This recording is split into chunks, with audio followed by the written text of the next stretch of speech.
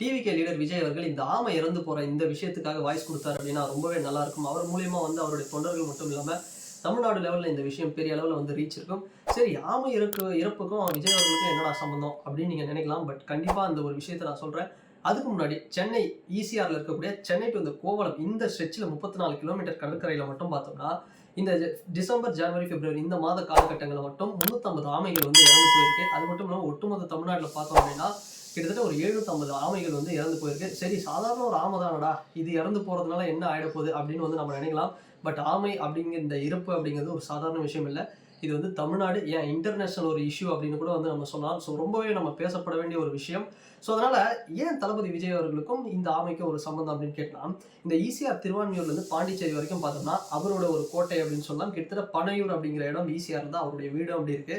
But ஆமைகள் அதிகமாக இறந்து போகிறது எந்த இடத்துல பார்த்தோம்னா உத்தண்டி, ஈஞ்சம்பாக்கம், கோவளம் இந்த மாதிரி இடங்கள்ல தான் பெரிய அளவில் வந்து இறந்து போயிட்டு இருக்கு.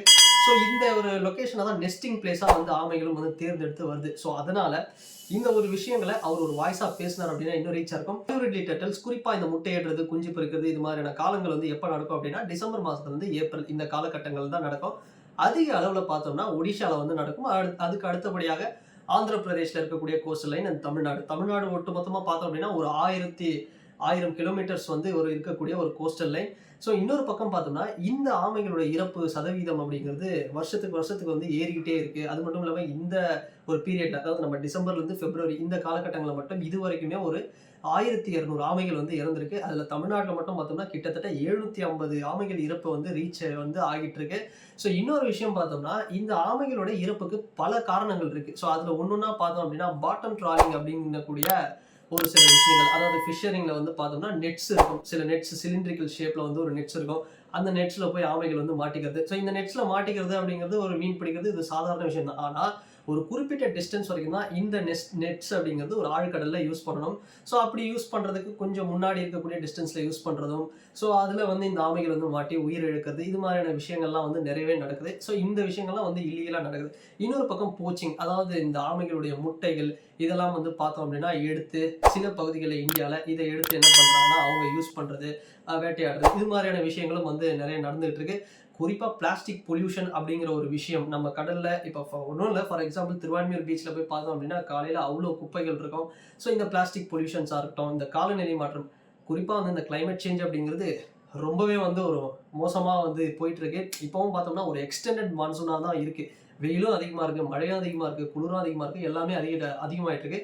இதுவும் இந்த ஆமையோட இறப்புக்கு அப்படிங்கிறது ஒரு மிகப்பெரிய காரணம் அப்படின்னு சொல்லலாம். நமக்கு வந்து இன்னொரு ஒரு டவுட் இருக்கும், இந்த ஆமைகள் வந்து இப்பதான் இறக்குதா, இதுக்கு முன்னாடி வருஷங்கள்லாம் இறக்கவே இல்லையா அப்படின்னு கேட்டோம் அப்படின்னா கண்டிப்பா இறந்துட்டு தான் இருக்கு. பட் அந்த பர்சன்டேஜ் அதிகமாக என்ன ஆகும் அப்படின்னா ஒரு சாதாரண ஆமை தானே அப்படின்னு வந்து நம்ம விட்டுற முடியாது. ஏன்னா ஆமைகளுடைய அந்த மரைன் ஈகோ சிஸ்டம், அதாவது இந்த கடல் சார்ந்த ஒரு சுற்றுச்சூழல் அப்படிங்கிறது பாதுகாக்கப்படுறதுக்கு ஆமைகள் அப்படிங்கிறது பெரிய பங்காற்றுது. எப்படி அப்படின்னா அங்க இருக்கக்கூடிய பிரான்ஸ், கிராப்ஸ், ஆமைகளோட உணவு அப்படிங்கிறது ப்ரான்ஸு, கிராப்ஸ், அதாவது இறால், நண்டு, சிங்கி இறால், லாப்ஸ்டர் இது மாதிரியான உணவுகளை வந்து அதிக அளவில் வந்து சாப்பிடும். ஸோ அப்படி சாப்பிடும்போது பார்த்தோம் அப்படின்னா அந்த பேலன்சிங் அப்படிங்கிறது பெரிய அளவில் இருக்கும். அண்ட் கடலில் இருக்கக்கூடிய பாசிகள், சீ கிராஸ், அதாவது புற்கள் இதுக்கெல்லாமே வந்து பார்த்தோம் அப்படின்னா இதெல்லாம் வந்து ஒரு கன்சர்வேட் பண்ணுறது, இந்த பாதுகாத்து இதெல்லாம் கூட வந்து இந்த ஆமைகளுடைய ஒரு பெரிய ஒரு வேலை இருக்கு. ஸோ அப்படிப்பட்ட ஆமைகளுடைய இந்த இறப்பு அப்படிங்கிறது பார்த்தோம் அப்படின்னா ஒட்டுமொத்தமாக வந்து பெரிய ஆபத்து.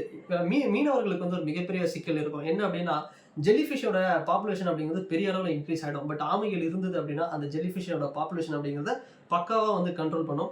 ஸோ அதனால இந்த ஆலிவ் ரிட்லி டர்ட்டில்ஸ் இந்த ஆமைகள் வந்து இறப்பு அப்படிங்கிறது நம்ம ஒரு சாதாரண விஷயமா வந்து நம்ம கடந்து போயிட முடியாது. இது ஒரு மிகப்பெரிய ஒரு பேச வேண்டிய ஒரு விஷயம். ஸோ அதனால தான் நிறைய விஷயங்களும் இருக்குது. இந்த ஆமைகள் வந்து அதில் மாட்டாமல் சில பேர் வந்து கமர்ஷியலாக இந்த ஃபிஷரிங் எல்லாம் பண்ணும்போது பார்த்தோம் அப்படின்னா சில ரூல்ஸ் எல்லாம் கரெக்டாக ஃபாலோ பண்ண மாட்டாங்க. ஸோ அப்படி பண்ணும்போது இந்த ஆமைகளுக்கு மிகப்பெரிய ஒரு அச்சுறுத்தல் இருக்கும். ஸோ அதுலேருந்து அந்த நெட்டில் மாட்டாமல் இருக்கும் சில டிவைசஸ்லாம் இருக்குது. ஸோ அதையும் வந்து ப்ராப்பராக வந்து நிறைய கொண்டு வந்தாங்க அப்படின்னா இன்னும் வந்து ஒரு பெட்டராக இருக்கும். ஸோ இதை தாண்டி இன்னும் பார்த்தோம்னா அதுக்கு தான் நான் இந்த வீடியோவில் எதுக்காக வந்து தளபதி விஜய் அவர்களை சொன்னேன் அப்படின்னா அவரை மாதிரி இருக்கக்கூடியவர்கள்லாம் இன்னும் பெரிய அளவில் இது மாதிரியான விஷயங்களை பேசினாங்க அப்படின்னா ஒட்டுமொத்தமாக ஒரு பெரிய அளவில் ஒரு ரீச் அப்படிங்கிறது கிடைக்கும். ஸோ இந்த ஆமைகள் வந்து இறப்பு அப்படிங்கிறது சாதாரண விஷயமா நம்ம கடந்து போக முடியாது. ஸோ எல்லாருமே இதை வந்து நம்ம பேசணும். ஸோ அந்த மெரைன் ஈகோ சிஸ்டம், அந்த கடல் சார்ந்த அந்த சுற்றுச்சூழல் அப்படிங்கிறது ஒரு செயின், அந்த எல்லாமே ஒரு கரெக்டாக இயங்கணும் அப்படின்னா அந்த ஆமைகளுடைய இறப்பு அப்படிங்கிறத நம்ம தடுத்தே ஆகணும். ஸோ பெரிய அளவில் இது வந்து ஒரு பேசப்பட வேண்டிய விஷயம். ஏன்னா இதை வச்சு மீம்ஸ் போட்டுட்டு இருக்காங்க.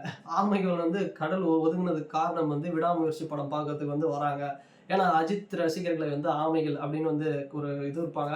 இது வந்து ஒரு தேவையில்லாத ஒரு ஃபைட் தான். நமக்கு எவ்வளோ பிரச்சனை இருக்கு. இன்னமும் பார்த்தோம் அப்படின்னா, ஒரு ஒரு சண்டை போடலாம். ஆனா எல்லா விஷயத்தையும் ஒரு சாதாரண விஷயமா இது அப்படின்னு நம்ம கடந்து போற விஷயமே கிடையாது. நீங்க இந்த வீடியோல என்னால முடிஞ்ச வரைக்கும் ஒரு சில தகவல்கள நான் வந்து சொல்லியிருக்கேன். ஸோ உங்களுக்கு நீங்க என்னை விட பெட்டரா இன்னும் சில விஷயம் இருந்தாலும் இந்த கமெண்ட் செக்ஷன்ல இந்த ஆமைகள பத்தின சில விஷயங்கள நீங்க வந்து ஷேர் பண்ணுங்க. அண்ட் இந்த வீடியோ உங்களுக்கு பிடிச்சிருந்ததுன்னா லைக் பண்ணுங்க, ஷேர் பண்ணுங்க, கமெண்ட் பண்ணுங்க, சப்ஸ்கிரைப் பண்ணுங்க. அண்ட் வேற ஒரு வீடியோல வேற ஒரு கான்டென்ட்ல நான் உங்கள பார்க்குறேன்.